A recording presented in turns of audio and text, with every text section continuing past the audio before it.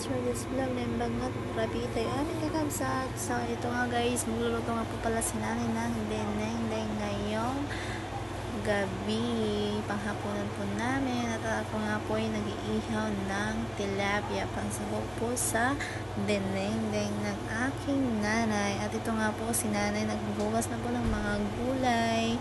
Ayan guys, ganyan din po ba yung mga magulang yung mahilig sa deneng, lalo ang mga Ilocana katulad namin. Diba? Ang sarap, may patula, may sitaw, may okra, may talong.